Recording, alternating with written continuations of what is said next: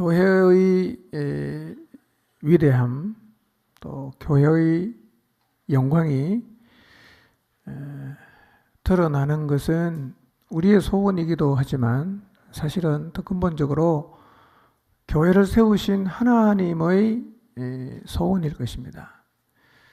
하나님은 이 땅에 있는 모든 교회가 진짜 하나님이 의도하신 그런 교회가 되기를 원하십니다. 성경 같이 읽어보겠습니다. 에베소서 1장 20절에서 23절 말씀 같이 읽어보겠습니다. 시작.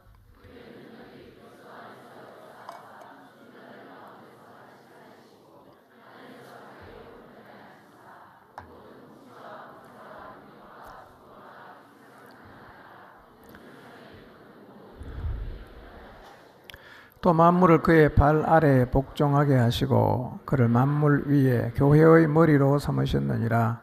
교회는 그의 몸이니 만물 안에서 만물을 충만케 하시는 이의 충만함이니라. 아멘. 자, 하나님은 모든 만물을 예수 그리스도의 발 아래에 복종하게 하셨어요. 그리고 그 예수님을 교회의 머리로 세웠어요. 교회는 뭐냐? 바로 이 놀라우신 분의 몸이에요. 그래서 하나님은 바로 이 교회를 통해서 인류를 구원하는 하나님의 영원한 계획을 이루기를 원하십니다.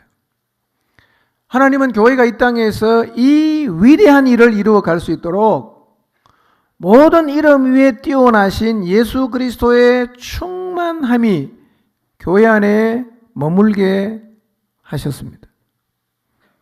그래서 교회는 충분히 이 세상의 희망이 될 수가 있고 하나님의 희망으로 존재할 수가 있는 것입니다. 그래서 교회는 세상의 어떤 모임이나 단체와도 비교가 되지 않는 것입니다. 다른 것은 몰라도 교회에 오면 사람들이 예수 그리스도 앞에 굴복해 되고, 다른 것은 몰라도 교회에 오면 사람들이 새로워지는 하나님의 역사를 볼 수 있어서 적어도 세상에 있는 사람들이 교회에 나오면 자기 인생에 대해서 그리고 하나님을 향해 희망을 가질 수 있게 해야 합니다. 이게 교회입니다. 성경을 읽으면 읽을수록 교회가 얼마나 대단한 곳인가 하는 것을 확인하게 됩니다. 교회가 이렇게 대단한 곳이에요. 그런데 오늘날 교회가 무시를 당하고 교회가 있으나 마나한 곳, 숫자만 많지 아무런 도움이 되지 않는 곳으로 인식되고 있고, 사단도 이런 기회를 놓치지 않고 교회를 무너뜨리기 위해서 총력을 기울이고 있습니다. 안타까운 일이죠. 그렇다고 해도 교회가 충분히 세상의 희망이 될 수가 있고 교회는 하나님의 희망으로 존재할 수가 있습니다. 그 방법은 딱 하나예요. 영광스러운 교회됨을 회복하는 것입니다. 이 땅에 세워진 모든 교회들마다 예수 그리스도가 머리가 되시고 그 예수 그리스도의 충만함이 교회 안에 머물러서 교회에 오면 그분의 능력을 볼 수 있고 교회를 오면 하나님을 볼 수가 있어서 그분 앞에 무릎을 꿇는 일들이 일어난다면 하나님의 희망인 교회는 다시 이 땅의 희망으로 자리를 잡을 수가 있을 것입니다. 교회를 바라보면서 우리의 마음속에 이런 안타까움을 하나님이 주셨다는 것은 우리들을 향해서 교회의 회복을 위한 하나님의 역사에 우리를 초청하시는 거예요. 니네가 먼저 이걸 해봐라. 그 하나님의 역사에 우리를 부르시는 것입니다. 감사하게도 성령님께서 우리 안에 이런 갈망을 계속해서 부어주고 계십니다. 최근에 공동체 안에 하나님께서 부흥을 위해서 기도할 마음을 누군가에게 부어주셨습니다.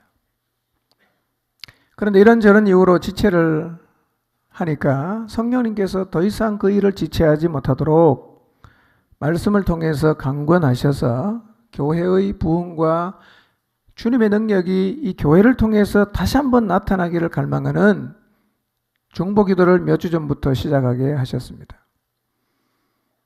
그분이 하게 하셨다는 표현은 사실은 수동적인 표현이어서 조금 어색하게 들릴 수가 있겠지만 과정을 지켜본 저는 그렇게 표현할 수밖에 없었어요. 왜냐하면 이 일을 해야겠다는 마음을 하나님이 주셨는데 계속 주저하고 미루니까 어느 순간 말씀을 통해서 하나님께서 더 이상 미룰 수 없다라는 마음을 강하게 주셔서 마치 떠밀려 가듯이 그 일을 시작하게 되었기 때문입니다. 이런 일들이 우리 안에서 일어나고 있다는 말은 하나님께서 지금 우리 안에서 뭔가 일을 시작하셨고 우리들을 그 하나님의 역사에 참여하도록 강권하고 계신다는 말입니다. 지금은 자매를 중심으로 시작이 되었지만 앞으로는 더 많은 사람이 이 기도의 자리에 참여를 해야 합니다. 주님이 강권하셔서 더 깊이 있게 기도하는 자리로 우리를 이끄셔서 이 기도가 시작이 되었다는 얘기는 하나님은 지금도 우리를 계속해서 이 기도의 자리로 부르고 있다는 것입니다. 왜 하나님이 우리를 이렇게 기도의 자리로 이끄시느냐? 그것은 기도를 통해서 우리의 마음속에 하나님의 마음을 품고 그 소원을 안고 더 많이 기도하게 하시고 그래서 결국은 그 기도 가운데 하나님이 일하기를 원하시기 때문입니다. 이 간절하고 뜨거운 기도는 더 확산이 되어야 합니다. 이렇게 주님을 갈망하고 주님이 이 교회를 통해서 자신을 나타내 주시기를 갈망하며 기도했을 때 하나님이 주신 말씀이 있었어요. 그게 뭐냐면 거룩하고 정결하는 겁니다. 거룩하고 정결하라.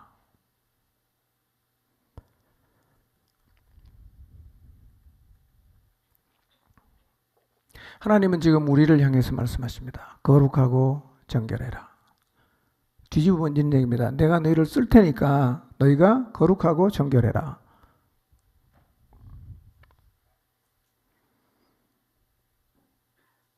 우리에게 말씀하십니다. 우리는 부흥을 구했습니다. 교회가 이 땅의 희망으로 다시 서기를 구했습니다.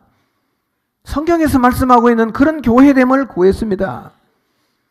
근데 하나님은 그 우리의 갈망에 대한 기도의 응답이 뭐냐? 정결하고 거룩하라는 것이었어요. 저는 지금의 시점에서 우리 모두가 이 말씀을 가슴 깊이 새겨야 한다고 생각합니다. 이 말씀을 가슴 깊이 새기십시오. 거룩하고 정결해라.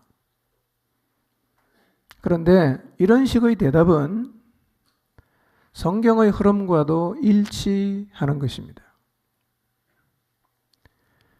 오늘 본문 말씀을 다시 한번 보겠습니다. 여호수아 5장 13절에서 15절입니다. 읽습니다. 시작.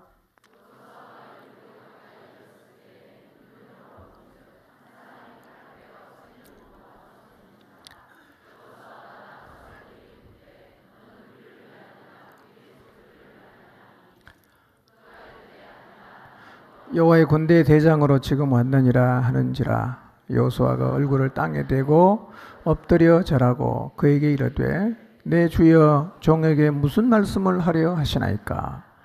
여호와의 군대 장관이 여호수아에게 이르되 내 발에서 신을 벗어라. 내가 선 곳은 거룩하니라 하니 여호수아가 그대로 행하니라. 네.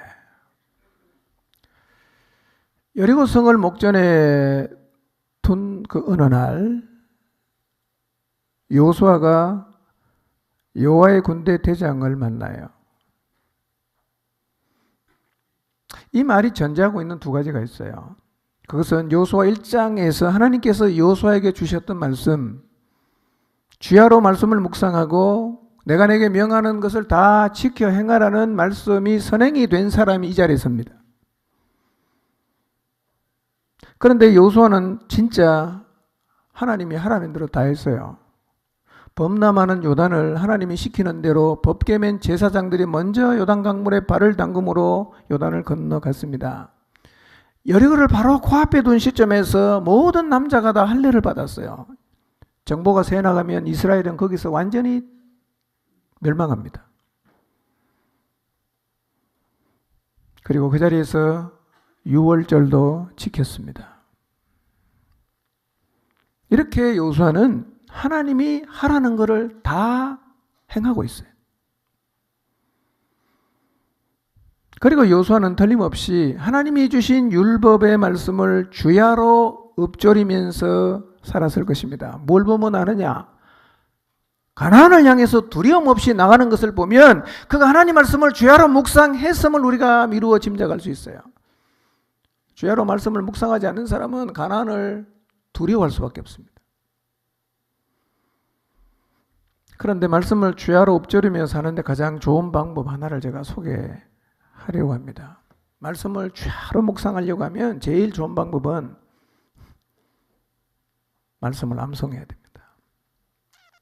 되새김질을 하니까 든 게 있어야 되새김질을 하지. 뭘 생각이 나는 게 있어야 되새김질을 하지 않겠어요? 제일 좋은 방법은 뭐냐? 성경을 암송하는 거예요. 서툴러도 외워보시고 정 안 되면 종이에 적어서라도 암송해 보십시오. 여러분 주야로 말씀을 묵상하는 게 얼마나 축복인지 몰라요. 제가 요즘 계속 해보거든요. 시편 23편도 외우고 이사야 41장도 해보고. 네. 생각이 참 많지 않습니까? 살다 보면 걱정도 참 많지요. 자식 걱정, 건강 걱정, 내일에 대한 걱정, 뭐 등등등 걱정이 많아. 말씀을 주야로 묵상해 보세요. 늘 내 마음속에 이 말씀과 더불어 하나님이 내 속에 살아 계심을 내가 느낄 수가 있어요.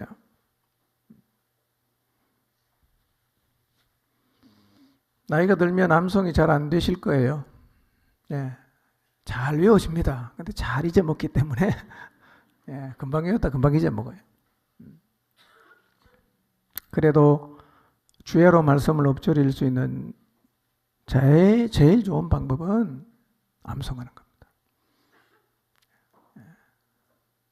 대충이라도 외우는 게 좋습니다. 외워서 그 말씀을 묵상해 보시기를 바랍니다. 이렇게 하나님이 하라는 말씀에 순종하고 주야로 말씀을 묵상하고 있던 어느 날 여호수아가 여리고에 가까이 이르렀을 때에 일어난 일이 오늘 우리가 읽었던 본문의 말씀이에요.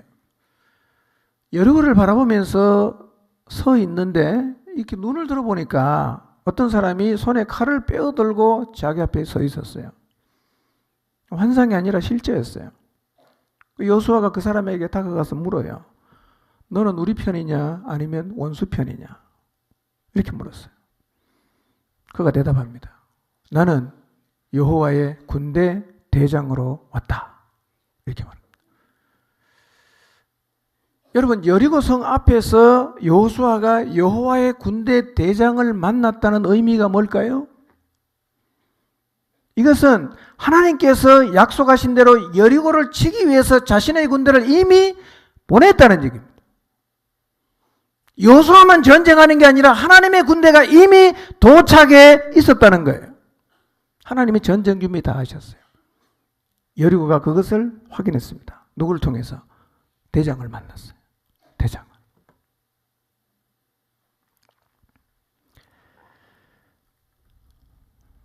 하나님은 이때뿐만 아니라 오늘날에도 하나님의 사람들에게 주셨던 그 수많은 약속을 이루기 위해서 지금도 쉬지 않고 일하시고 군대도 보내십니다.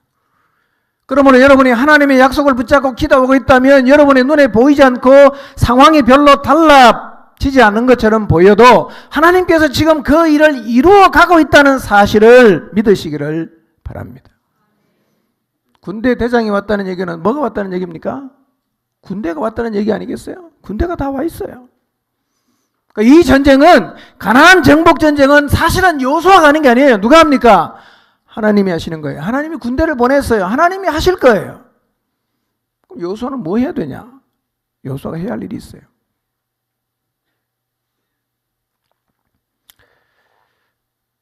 하나님은 자신이 한 약속은 지킵니다. 그래서 우리에게 가장 중요한 게 뭐냐? 하나님이 주신 약속을 끝까지 붙잡고 있는 거예요.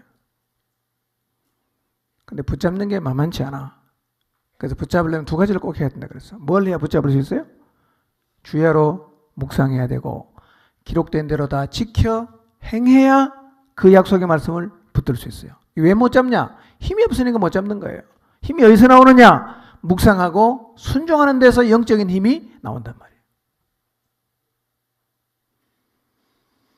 요즘 저는 공동체 안에 2세들을 위해서 많이 기도하고 있어요. 왜냐하면 우리가 영적으로 깨어있지 않으면 우리의 자녀들까지도 다 잃어버릴 수 있겠다는 위기감이 점점 들기 때문입니다.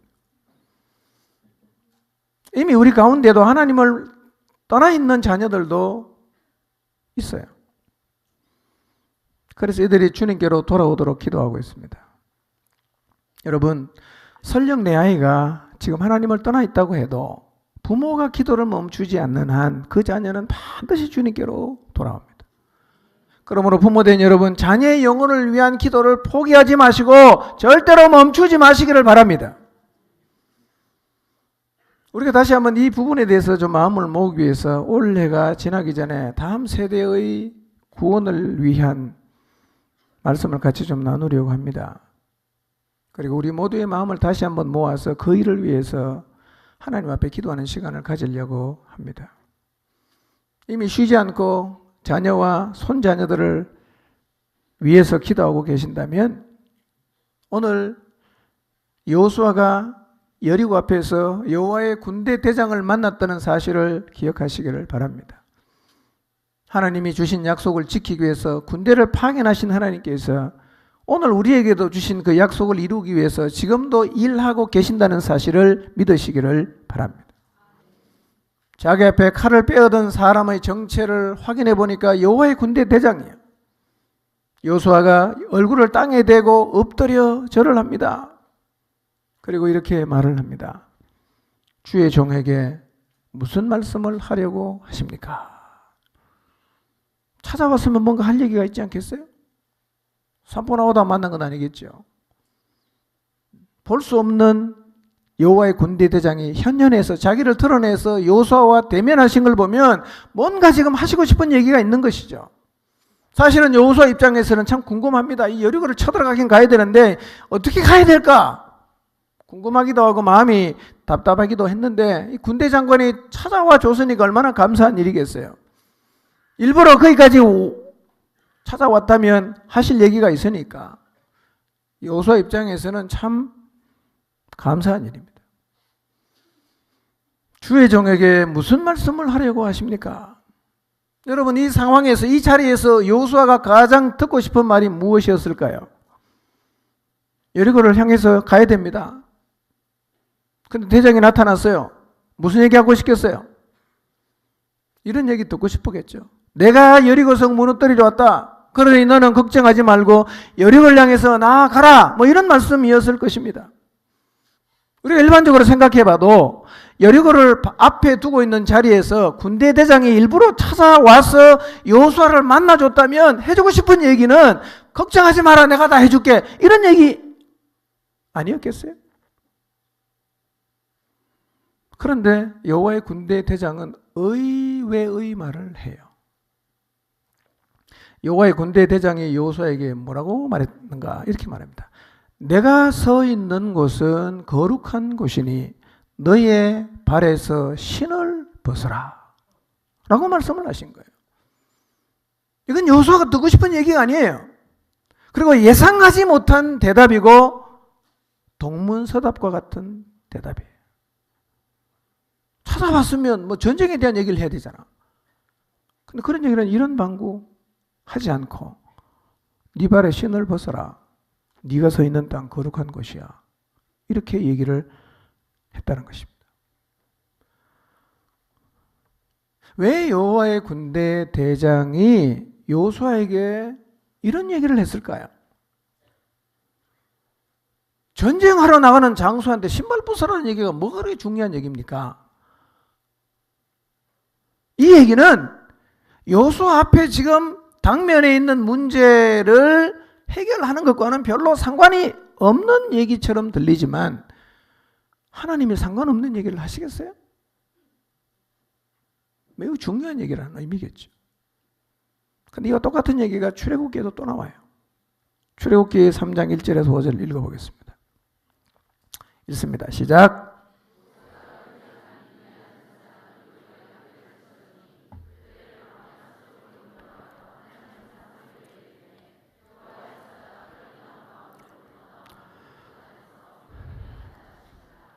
그가 보니 떨기나무에 불이 붙었으나 그 떨기나무가 사라지지 아니하는지라. 이에 모세가 이르되 내가 돌이켜 가서 이 큰 광경을 보리라. 떨기나무가 어찌하여 타지 아니하는고 하니 그때 여호와께서 그가 보려고 돌이켜 오는 것을 보신지라.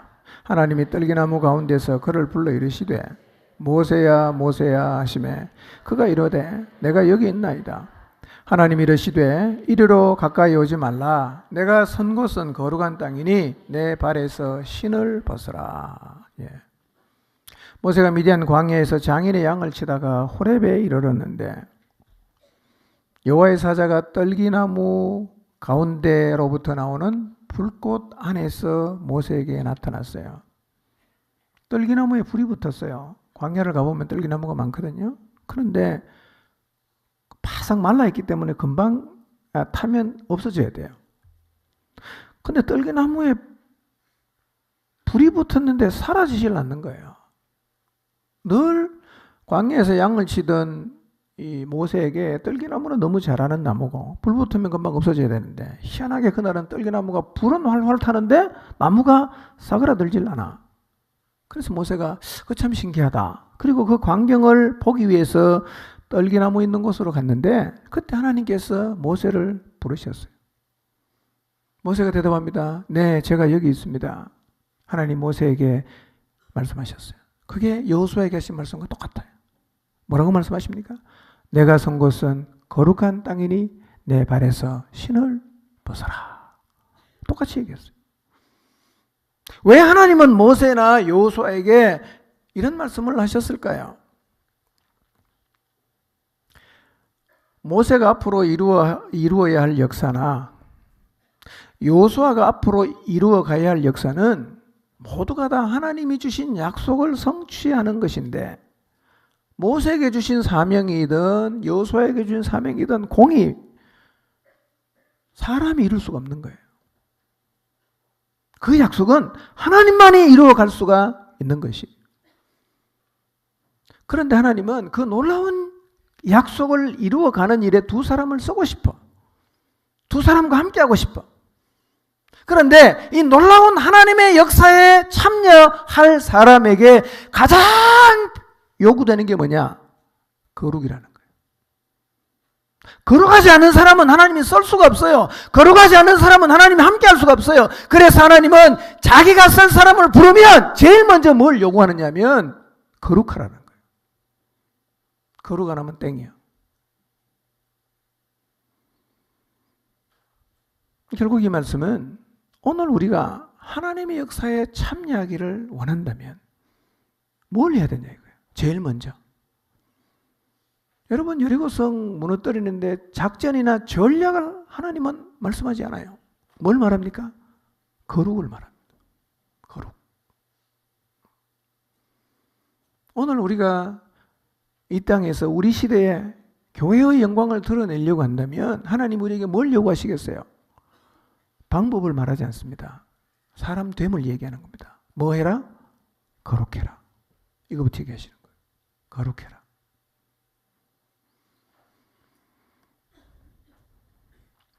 좀 더 구체적으로 생각해 보겠습니다. 여호와의 군대 대장이 여호수아에게 이렇게 말합니다. 15절을 다시 한번 읽어보겠습니다. 시작.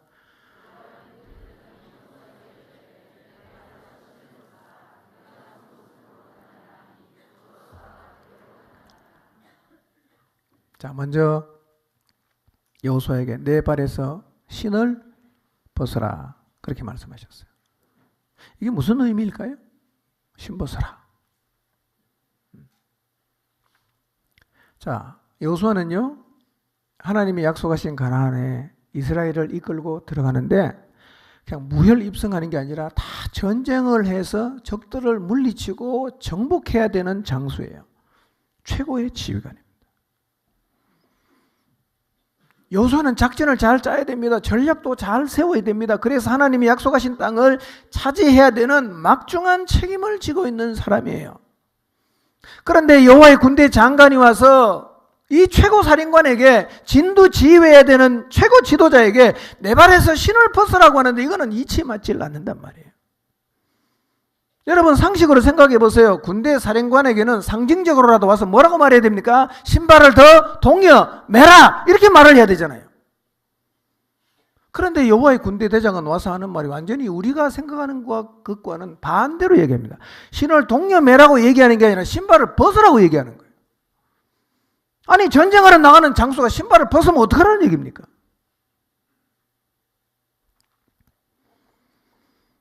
이게 무슨 의미일까요?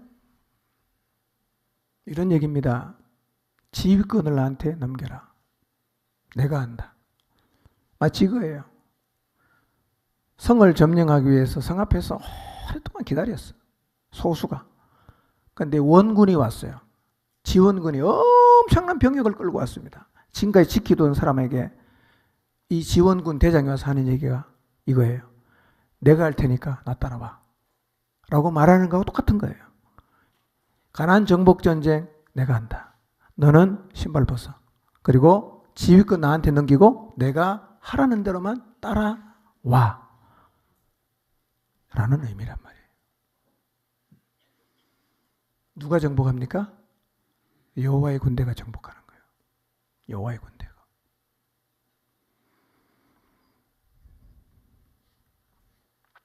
가나안 정복 전쟁은 처음부터 여호수아가 할 수 없는 겁니다. 그 병력, 무기 하나도 없는데요. 정복 못해요.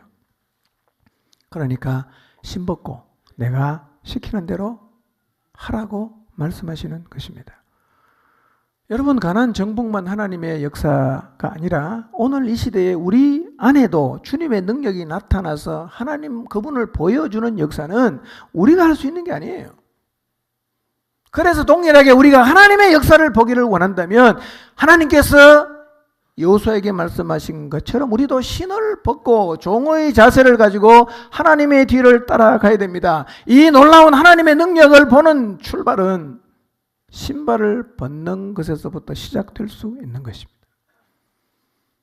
여호수아가 어떻게 합니까? 시키는 대로 해요. 그대로 행하니라. 이치에는 안 맞는 말이야. 신발을 동여매라고 말을 해야 되는데 벗으라고 하는 게 말이 안 되지만 여호수아는 여호와의 군대 대장이 하라는 대로 다 순종을 했어요.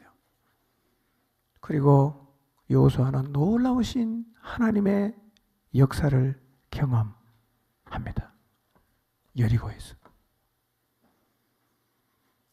이 시간 우리도 하나님 앞에서 하나님 이제 제 마음대로 하지 않겠습니다. 그런 마음으로 신발을 한번 벗어보겠습니다. 진짜 한번 벗어보십시오. 어떤 느낌인가? 그냥 벗지 마시고 이런 마음으로 벗으십시오. 하나님, 이제 제 생각과 경험이 아니라 하나님이 하라는 대로 따르겠습니다. 이런 마음으로 신발을 한번 벗어보십시오. 그 느낌. 아, 이제 내 마음대로 내가 생각하는 대로 그렇게 뛰어다니면 안 되겠구나. 신발을 벗고 하나님이 하라는 대로만 해야 되겠구나. 여러분, 남편을 구원하는 하나님의 기적을 보려고 한다면 신발을 먼저 벗어야 됩니다. 여러분, 자녀를 구원하는 하나님의 기적을 보려고 한다면 여러분의 경험, 방법 다 내려놓고 제일 먼저 신발을 벗어야 됩니다.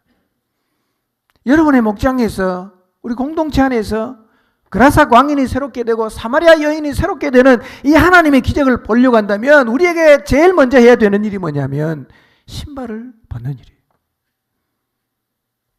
내 주장 내세우지 않고 하나님이 뭐라고 말씀하시든지 간에 순종하겠다는 자세가 되어 있을 때 하나님께서 우리를 통해서 그 놀라운 역사를 드러내실 것입니다. 여러분들 겸한 마음으로 하나님 말씀과 약속을 앞세우고 하나님을 따라가시기를 바랍니다. 아무리 급해도 내 방식대로 하지 말고 여러분의 욕심과 야망을 좀 다 내려놓으시기를 바랍니다. 두 번째로 여호와의 군대 대장이 여호수아에게 왜 신발을 벗으라고 했냐? 또 다른 이유가 하나 있어요. 그게 뭐냐? 이렇게 말하죠. 내 발에서 신을 벗으라. 그 다음 뭐라고 말씀하십니까? 내가 선 곳은 거룩한 땅이다. 이렇게 말씀하십니다. 여호수아가 서 있는 자리가 거룩한 자리이기 때문에 세상의 때가 잔뜩 묻은 신발을 벗으라는 거예요. 사명의 자리에 선 사람은 신발을 언제나 벗어야 되는데, 자, 그러면 왜 여호와의 군대 대장이 와서 여호수아에게 네가 서 있는 땅이 거룩한 땅이라고 하셨을까? 그 의미가 뭘까요? 그런데 모세에게도 똑같이 말했거든요. 출애굽기 3장 5절 읽어보겠습니다. 읽습니다. 시작. 하나님이 이르시되 이리로 가까이 오지 말라. 내가 선 곳은 거룩한 땅이니 내 발에서 신을 벗어라. 내가 선 곳은 거룩한 땅이다. 자, 이게 그날 모세가 섰던 그 자리가 거룩하고 그날 여호수아가 서 있었던 그 자리가 거룩하다는 말일까요? 만약에 그러하다면 어떻게 하든지 지금 그 땅 다 찾아내야 됩니다. 여호수아가 섰던 자리 찾아내야 돼요. 왜냐하면 그 거룩한 땅이니까. 모세가 섰던 자리를 찾아내야 되는데 문제는 찾아내기가 불가능합니다. 어디 섰는지 알 수가 없어요. 여러분, 이 말은 실제로 모세가 섰던 그 땅이 거룩하고 여호수아가 섰던 그 자리가 거룩하다는 의미가 아니고, 이 말의 진짜 의미는 이거예요. 사명자가 서 있는 모든 땅이 거룩하다는 말입니다.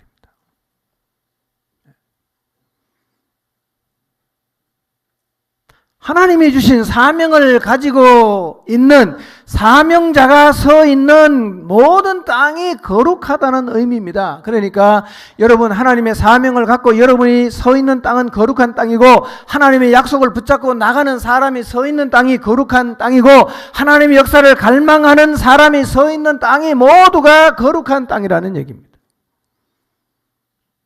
이 말의 의미를 여러분 마음속에 잘 새기셨으면 좋겠어요. 사명자인 내가 서 있는 우리 집이 거룩한 땅입니다. 그러므로 사명자는 집에서도 거룩해야 됩니다. 사명자가 다니고 있는 회사도 거룩한 땅입니다. 그러므로 우리는 회사에서도 거룩해야 합니다. 사명자가 다니는 학교가 거룩한 땅이에요. 그래서 우리는 그 학교에서도 거룩해야 합니다. 친구들이 모인 자리도 거룩한 땅입니다. 우리는 그 자리에서 거룩해야 합니다. 출장 간 그 땅, 출장 가서 밟고 있는 그 땅은 거룩한 땅입니다. 그곳에서 거룩해야 합니다. 여러분이 혼자 있는 그 땅, 거기가 거룩한 땅입니다. 그곳에서 거룩해야 합니다. 여러분의 자취방, 사명자가 살고 있는 자취방은 거룩한 땅이에요. 우리는 거기에서도 거룩해야 됩니다. 내가 선 곳이 거룩한 땅이라는 말이 의미가 바로 그거예요. 사명자가 서 있는 모든 땅이 다 거룩합니다. 우리가 서 있는 모든 땅에서 우리가 거룩해질 때 하나님의 역사가 우리를 통해서 드러나게 되는 것입니다. 여러분이 서 있는 모든 땅에서 거룩해지시기를 바랍니다. 여러분, 정말 하나님의 역사를 보고자 갈망한다면 내가 서 있는 모든 땅이 거룩한 땅이라는 사실을 인식하시고 어느 자리에 서 있든지 간에 그곳에서 거룩하게 살아가시기를 바랍니다. 우리의 문제가 무엇입니까? 우리는 교회에서만 거룩하잖아. 우리는 영혼을 만날 때만 거룩하잖아. 친구 만나면 술 마시고 혼자 있으면 엉뚱한 짓 하고, 교회만 오면 갑자기 표정을 바꾸고 태도를 바꾸어서 거룩하게 보이지 않습니까? 사람은 몰라도 하나님은 다 알잖아. 내가 서 있는 땅이 거룩하다는 말의 의미는 사명자가 어디에 있든지 간에 그 모든 땅이 다 거룩하다는 것입니다.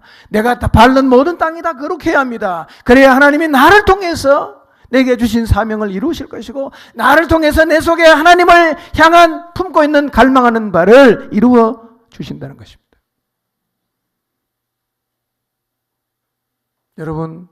여러분이 발로 밟고 다니는 모든 땅에서 거룩하십니까? 그게 관건이에요. 거기서 거룩해질 때 하나님께서 우리가 갈망하는 부흥을 허락해 주십니다.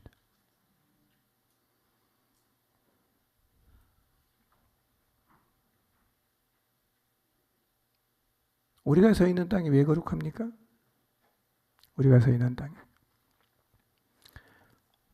다시 말씀을 드리면 우리가 하나님에게 받은 사명이 그 거룩이에요.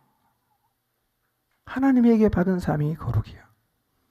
하나님이 우리에게 품게 하신 약속이 거룩이에요. 우리를 통해서 이루어가시는 하나님의 역사가 거룩입니다.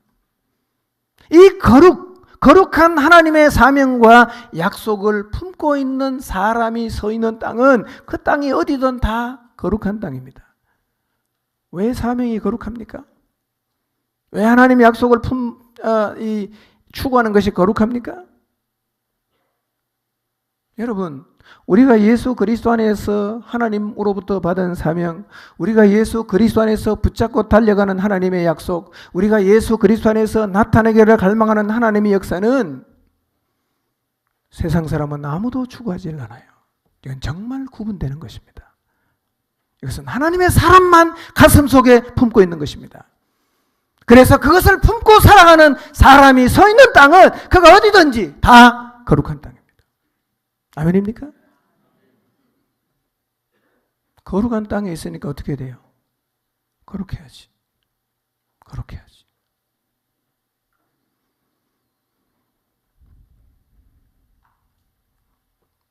사명이 거룩하기 때문에 사명자는 거룩하게 살아야 합니다. 사명자는 어떤 것보다도 거룩을 잃지 않아야 합니다. 여러분, 하나님께서 모세와 여호수아를 만나서 내가 선 곳은 거룩한 곳이다. 내 발에서 신을 벗어라 라고 말씀을 하셨다는 의미는 뭐냐? 거룩을 잃지 말아라는 얘기입니다. 하나님은 누구에게라도 사명을 주시고 그 사명을 이루어 가려고 하면 제일 먼저 요구하는 게 뭐냐면 거룩이에요. 거룩.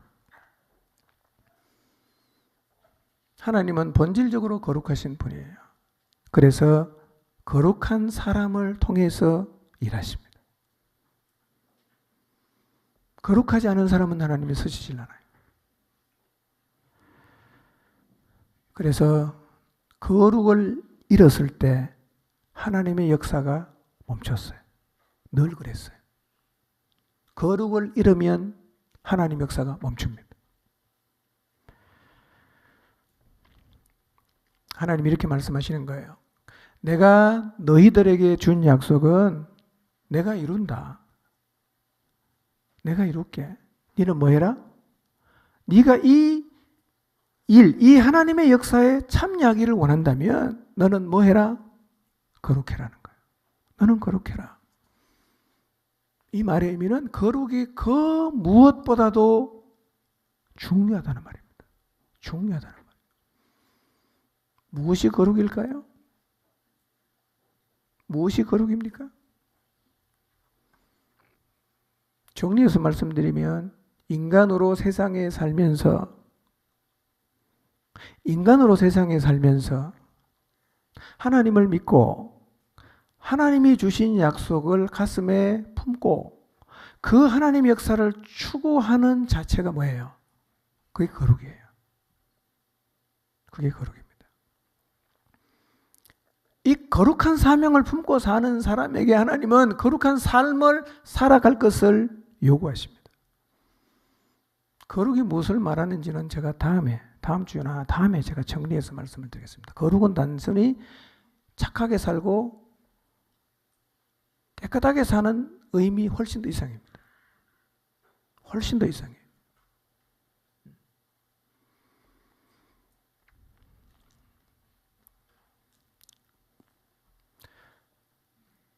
거룩이 무너지면 하나님의 역사를 볼 수가 없습니다.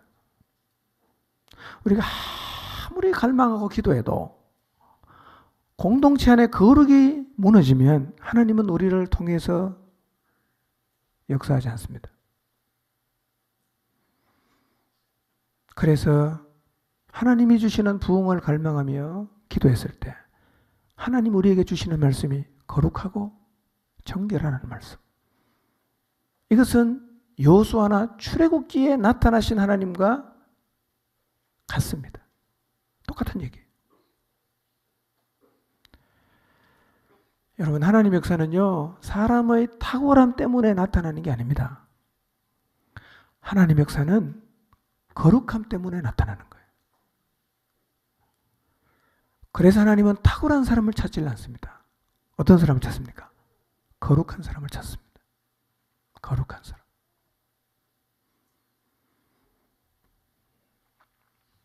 어쩌면 우리는 이 하나님의 시각을 다 이해하지 못할 수가 있어요.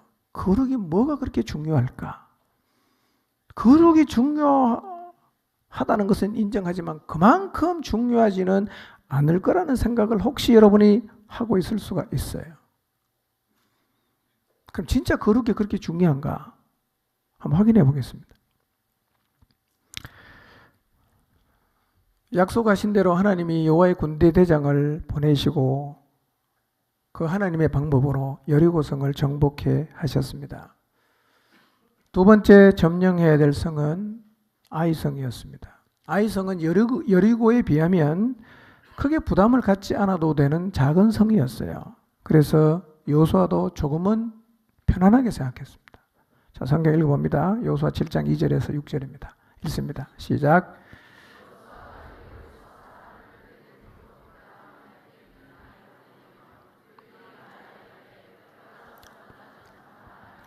그 사람들이 올라가서 아이를 정탐하고 여호수아에게로 돌아와 그에게 이르되 백성을 다 올라가게 하지 말고 2-3천 명만 올라가서 아이를 치게 하소서.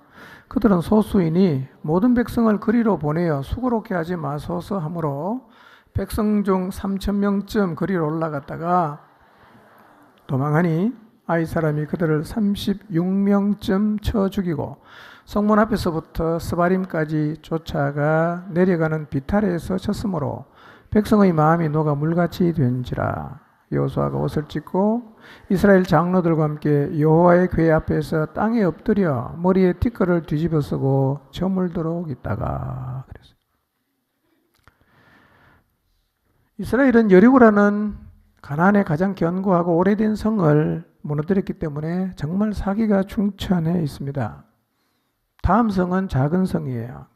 먼저 정탐을 보냈습니다. 정탐을 갔던 사람이 돌아와서 말합니다. 아이성 너무 적습니다. 그러니 다 올라가지 말고 한 2-3천 명만 보내면 될 것 같습니다. 이렇게 조언을 했어요. 여호수아가 이 조언을 받아들입니다. 그래서 3천 명만 보내요. 그런데 3천 명이 올라갔다가 무슨 이유인지는 모르는데 패배를 하고 최초로 전사자까지 발생했어요. 36명이 죽었어요. 전혀 예상하지 못한 일입니다. 백성의 마음이 녹아서 물같이 되었다. 무슨 얘기인가? 길이 막힌 거예요. 하나님이 이기게 해야 되는데 갔는데 졌으니까 도대체 이제 우리가 이 가나안을 어떻게 정복을 해야 되는가 너무 막막하고 진짜 이것은 청천벽력 같은 일이에요. 대책이 없는 거예요. 군사력으로 왔으면 그냥 정비해서 다시 가면 되는데 처음부터 군사력으로 온 게 아니거든요. 하나님이 해주겠다고 약속하셨고 그 약속만 붙잡고 왔는데 작은 성에서 졌으니까 누구도 이해할 수가 없어요. 아니 우리가 그 견고한 여리고도 무너뜨렸는데 3천 명이면 충분할 것으로 생각했던 이 아이성 앞에서 패했으니까 이제는 이 나머지 여리고를 어떻게 점령해야 될지 답이 안 나오는 상황입니다. 그러니까 왜 졌는지를 아무도 몰라요. 왜 졌는지를 몰라. 무엇보다도 진 이유 원인을 찾아야 되잖아. 그래서 온종일 땅에 엎드려서 티끌을 뒤집어 쓰고 있던 여호수아가 일어납니다. 하나님께로 가요. 하나님 왜 이런 일이 벌어졌는지 가르쳐 주십시오. 하나님께 묻습니다. 자, 7장 7절에서 13절 봅니다. 읽습니다. 시작.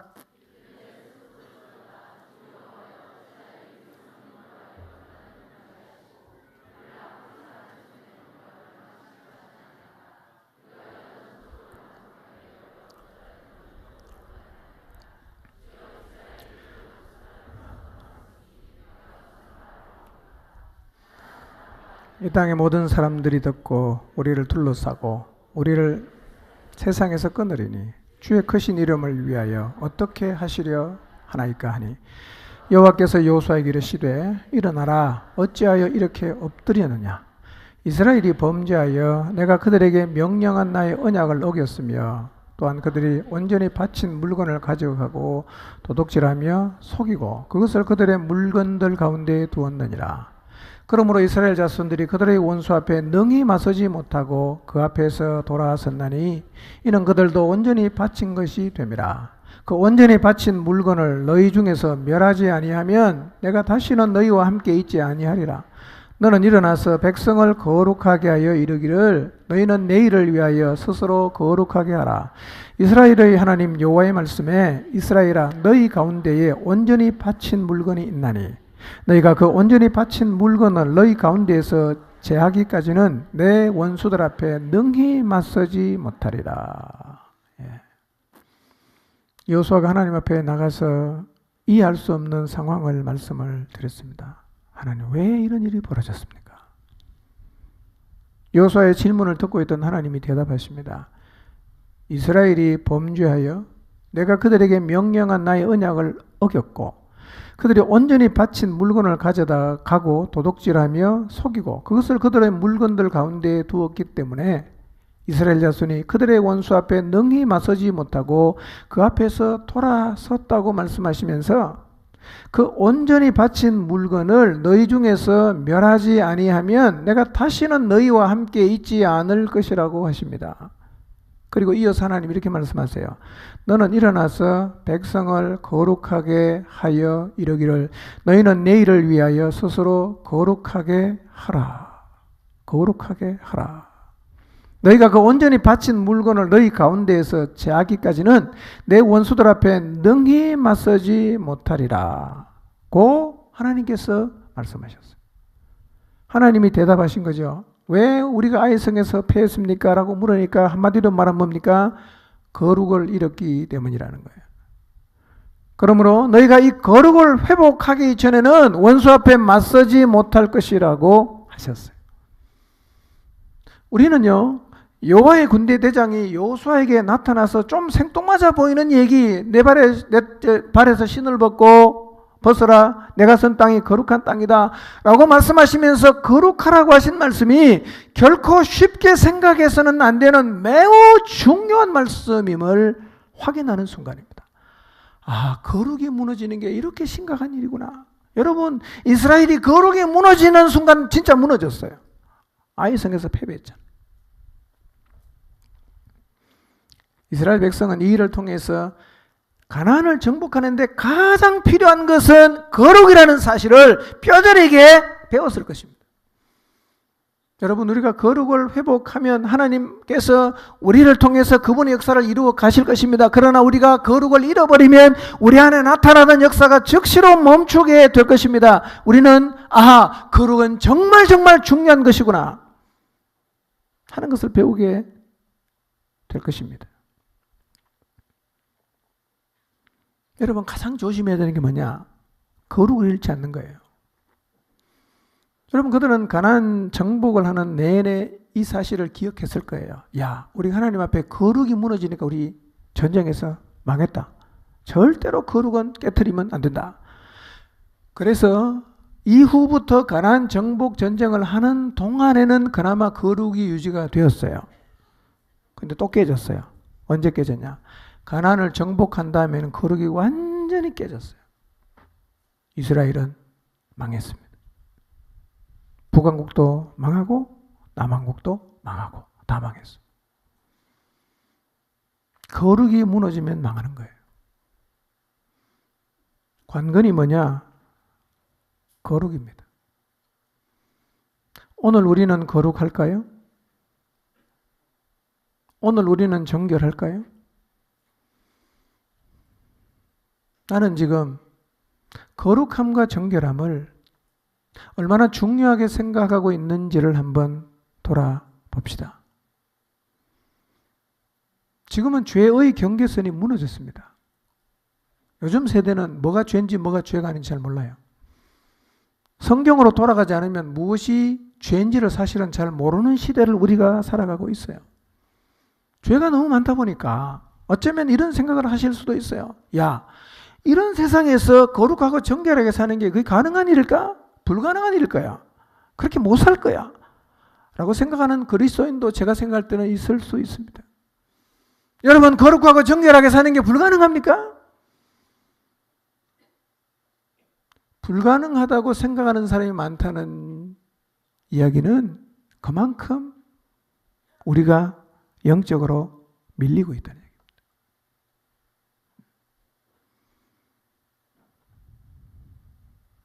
폐일어나고 주님의 능력이 나타나는 일, 우리의 삶 속에서 하나님의 약속이 이루어지는 일, 우리 공동체 안에서 하나님이 주시는 부흥을 경험하는 일, 예수 그리스도께서 머리가 되시고 그분의 충만함이 드러나는 교회가 교회되는 역사는 모두 다 여기에 달려 있습니다.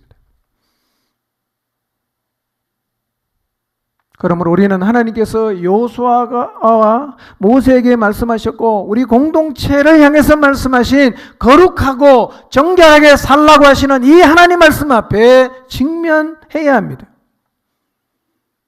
어쩌면 지금까지 우리 공동체 안에서 하나님의 역사가 잘 나타나지 않았던 이유, 모든 이름 위에 뛰어나신 예수 그리스도께서 머리이심에도 불구하고 그분의 충만한 역사가 나타나지 않았던 이유가 우리가 아간처럼 하나님의 거룩을 깨고 살았기 때문은 아닌지를 돌아보아야 합니다. 우리 모두 다시 한번 마음에 새깁시다. 거룩이 무너지면 나도 무너집니다. 거룩이 무너지면 가정이 무너집니다. 거룩이 무너지면 목장이 무너지고, 거룩이 무너지면 교회도 무너지고, 거룩이 무너지면 이 땅도 완전히 무너집니다. 이것은 이스라엘의 아이성 전투를 통해서 우리가 확인할 수 있는 사실입니다. 다시 한번 우리에게 거룩과 정결을 요구하시는 하나님의 말씀을 마음에 새기고 우리도 하나님 앞에 여호수아처럼 겸허하게 무릎을 꿇고 전쟁을 치러야 되는 장소이지만 신발을 벗으라고 하니까 그대로 행했던 여호수아처럼 신발을 벗고 우리가 쓴 그 모든 땅에서 거룩한 자로 거룩한 삶을 살아가시기를 주님의 이름으로 축원합니다. 기도하겠습니다.